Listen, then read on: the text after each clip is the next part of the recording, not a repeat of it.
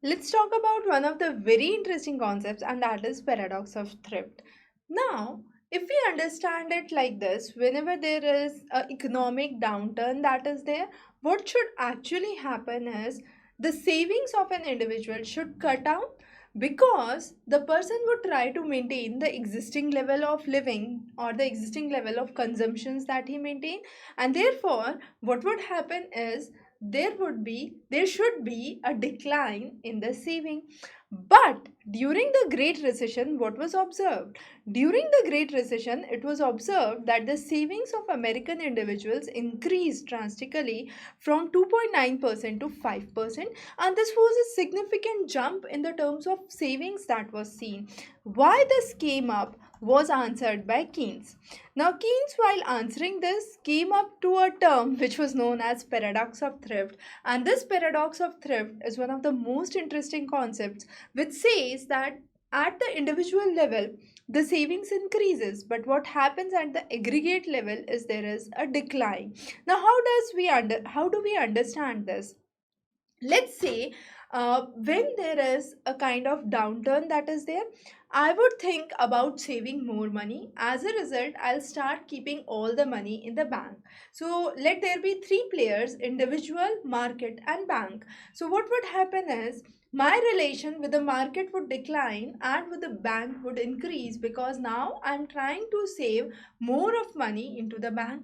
Now, this economic process does not work unless and until there is circulation of money. If I am putting all my money as savings in the bank and there is no lending into the market, there is no flow of the money that comes in. And what should actually be the scenario is my spending should turn out into income for someone else. And if that does not turn out, the economy does not turn out good.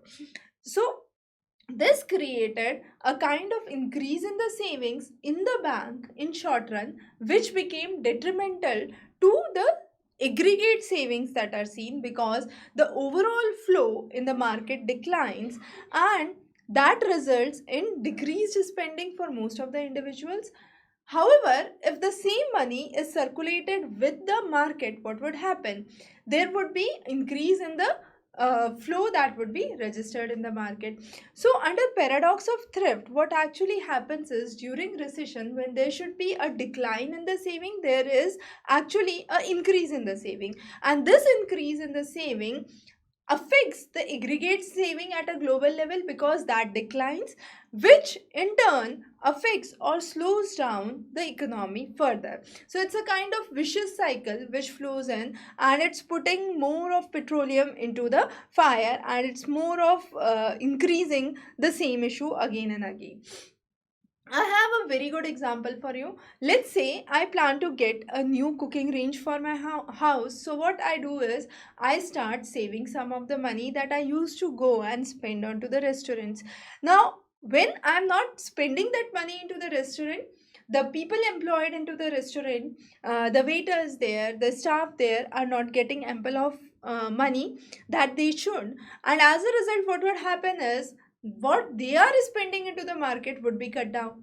So what actually happens is if the individual starts to cut out their spending, that would lead to increase in the saving for the individual, but at an aggregate level, at a much broader level, we could say there would be fall in the spending that would be seen, and this fall in the spending would affect the economy because, as I said, spending of someone is income for the other. So unless and until I go into the restaurant and I spend, what would happen is the staff there won't get the income, and if they don't get the income, they won't spend further. So it's a kind of process that moves from one to another to another.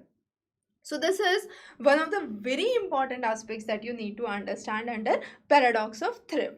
Also, there was one interesting thing that was registered during the Great Recession period was a lot of people in the age group of 25 to 29 started to accommodate themselves with their parents in order to cut out their spendings. And when they were cutting their spendings, they were actually increasing their savings. So, as I said, in short run, the saving that is increased is detrimental to the economy because the money is not circulating, not flowing in, and since the money is not flowing, it's stagnant. It's detrimental for the economy. On the other hand, what would happen in the long run? In long run, definitely it would prove beneficial, because you have accumulated savings that is there, and this accumulated saving would turn into a big capital investment that could be seen, and that would give a thrust to the economy further. So that those are the kind of things that work around. There are a lot of opponents of the paradox of thrift, and these opponents basically talk about the same issue, that when you are putting the money into the bank, you are not just sitting on it, you are trying to eventually work around something, might be in the long run, which could be in the form of capital investment, which could be in the form of growth of business, expansion of the business that could be seen, or it could be in the form of loans that could be provided. But it's a kind of very important aspect to understand, that what actually comes into play when a recession enters, it's whether it's good to save or whether it's good to spend. So when you have a lot of people saving in money, what actually happens is the path to recovery actually gets much more longer and much more difficult, and that's one of the key aspects which we are trying to understand today.